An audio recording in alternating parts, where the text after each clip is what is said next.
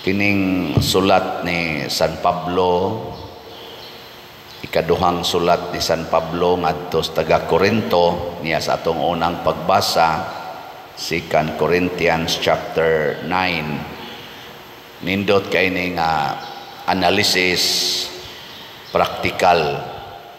Matod pa niya, ang nagpugas og jutay muani og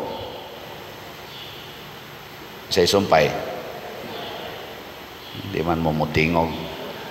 O niya ang nagpugas og daghan muani og daghan.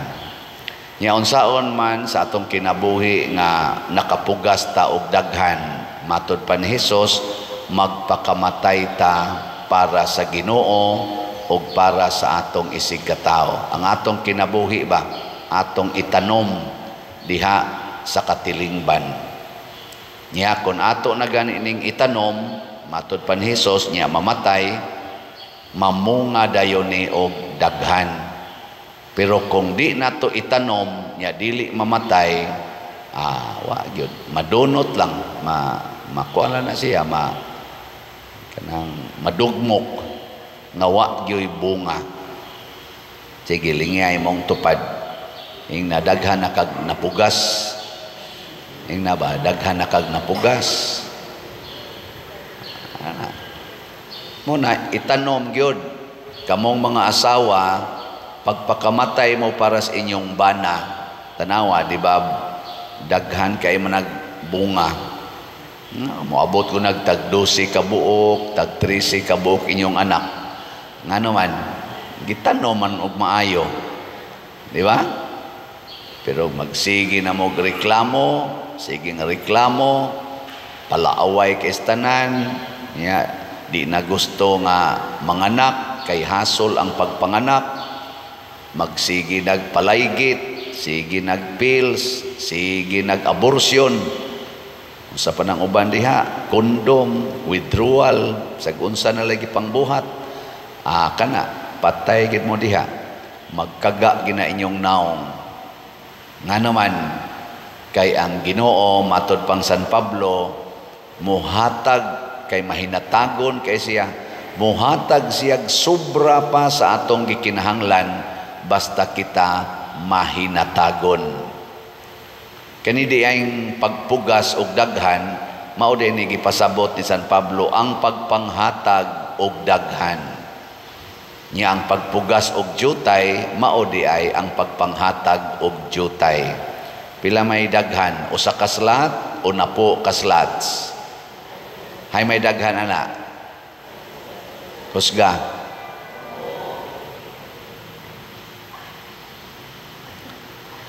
Ato ra goning klarohon. Unyag mo palit kag usa ka slat, daghana o jutay? Jutay. Pag mo palit kag napo ka slats, daghan. Ngilingay mong tupad, na pila ka slat imong napalit. Way palit-palit slat. Sigig pangayo. Ang ato yung batasan in relation to God, sigig pangayo, sige ragyog pangayo. Pero wa kita kaayoy hatag-hatag. Kung muhatag man, kwintahon yung maayo, di baka ko alkansi ani. Mura mag-apikin ako diri niya, manghatag pag yung ko, patay ko ani. Kusog kita ana. Pero kana yung pangayo os Ginoo, way limit nga pagpangayo.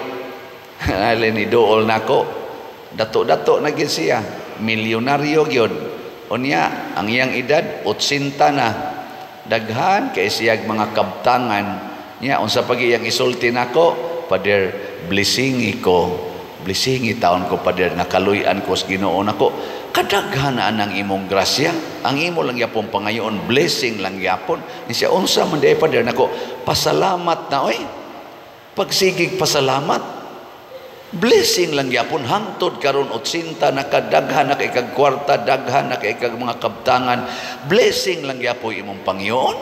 Wa pag gid ka kakita anang blessing nga imong naangkon, pagpasalamat na ana. Muna ka mo mga tiwasonon, ay na mo pagsingon, ayuhan ning akong tuhod, ayuhan ning akong heart, ayuhan ning akong high blood, ayuhan ning akong kidney. Ayaw na, oy. Sinta na ka, hapit na ka mo 90, 70. May na nang ipasalamat, oy. Di ba?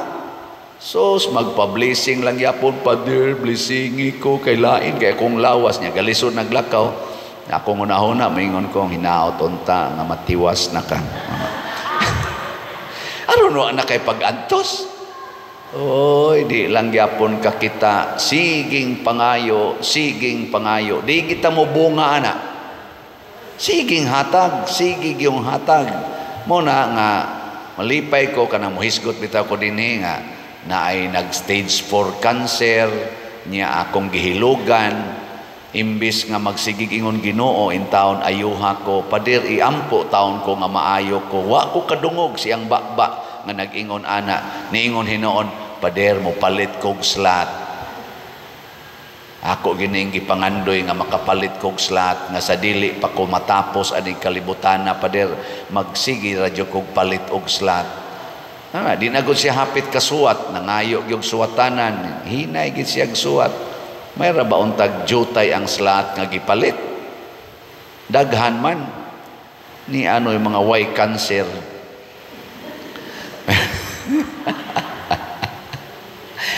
Di man jutay paliton nga slat.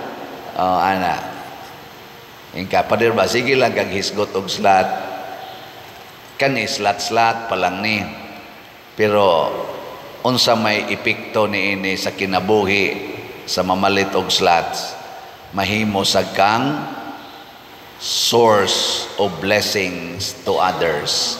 Ang imong kinabuhi mahimong kalipay sa isig katao.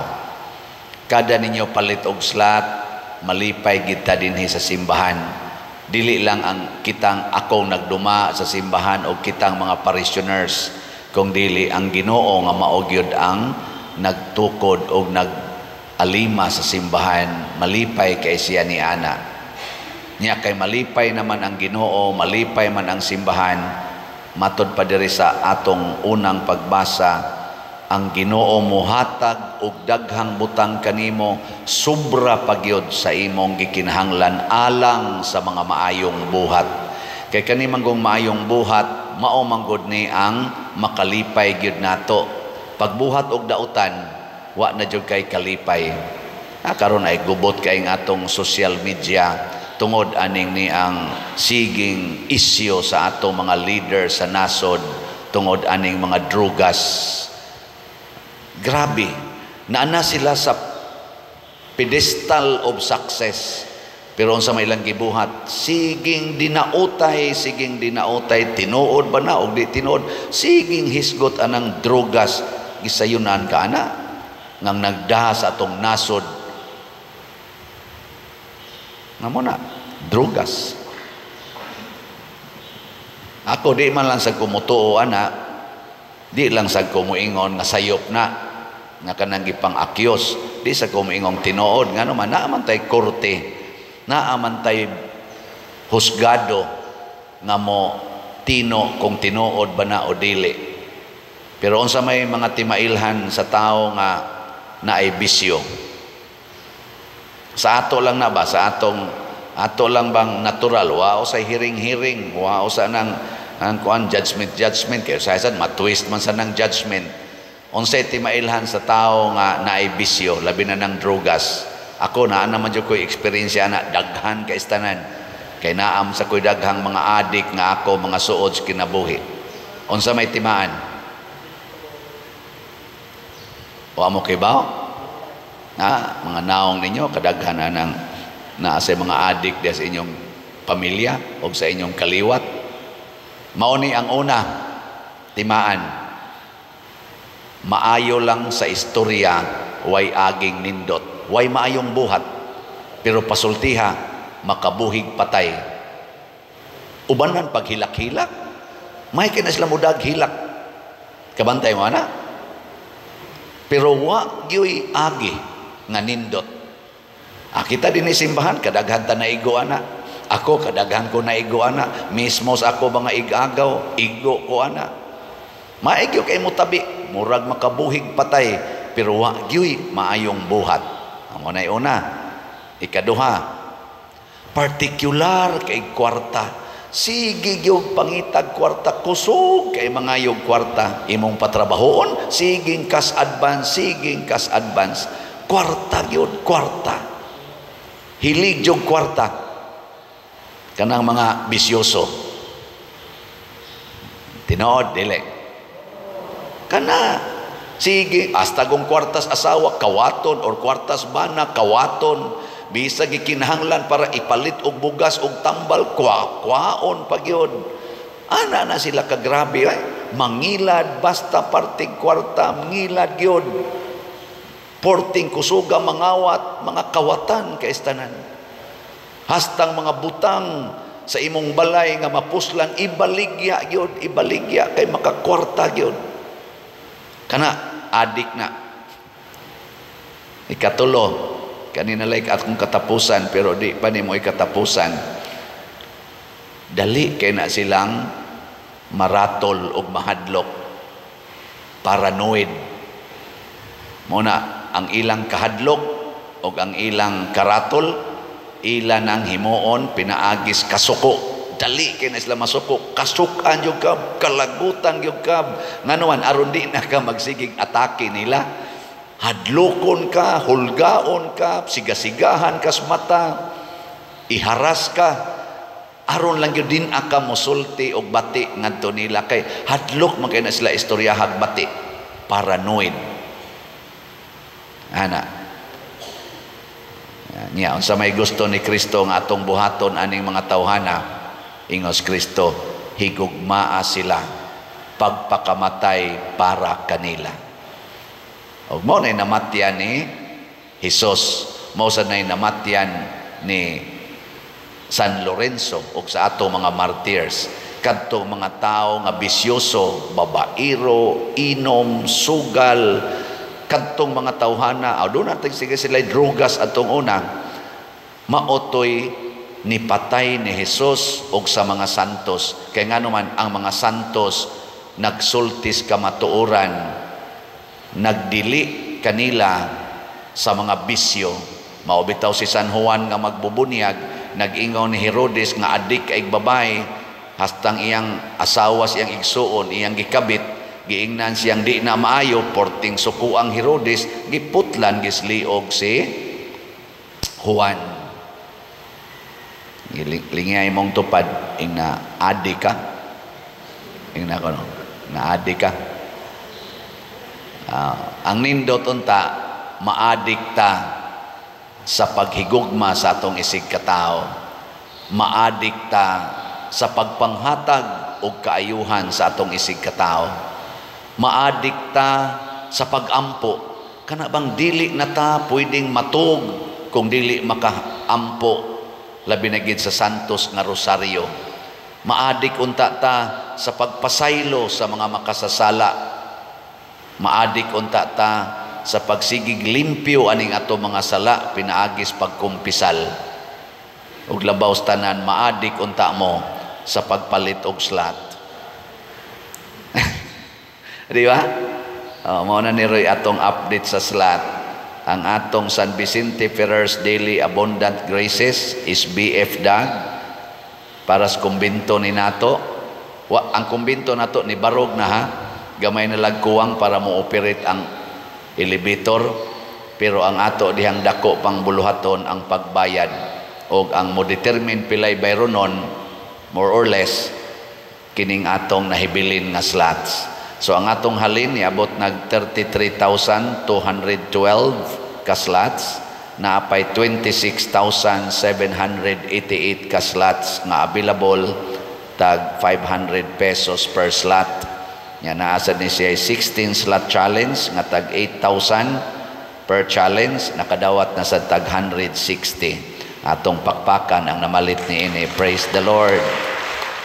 Ang ato sang Kapilinya di Fatima, atong special slots, Mother Mary's Healing and Deliverance or MMHD, nahalina na sa taog 5,464 ka slots, 4,521 ang atong halin dinis parokya, nya 943 ang halin dito sa Capilinia, dito sa San Remigio.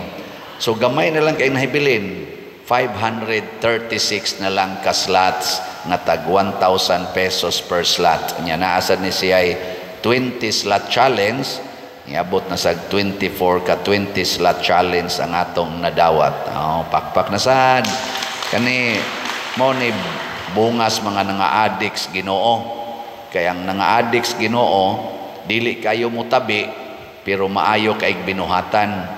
Ang na-addict sa sala, sama na mga drugas, maayong mutabi, pero batig binuhatan.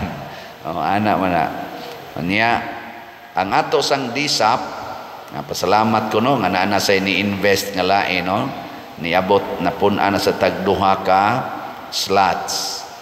Niabot nag 203 ka slots ang atong disap, nga tag 500,000 pesos per slot with 25% interest per annum. Intended ni para sa atong gisigihan rog process nga pagtukod aning kulumbari. Pakpak na sad, ikatulong pakpak, praise the Lord. Nya kining tanan nakapalipay ni nato, nakapalipay sa Ginoo. Nya congratulations ninyong namalit ni ini, kay dunay daghang ganti nga ihatag ang Ginoo kaninyo or kanato nga namalit. Dili bakakon ang Ginoo kung siya musulti, tinud-on gina niya. Mao nang niingon gyud ang atong tubag sa Salmo, bulahan ang tao nga maluluyon ug nagpahulam kanila nga nagkinahanglan. Nganong bulahan man ang Ginoo maoy mobayad, ug kung siya ay mobayad, magpunga-punga tag dawat sa kadaghan sa iyang ihatag.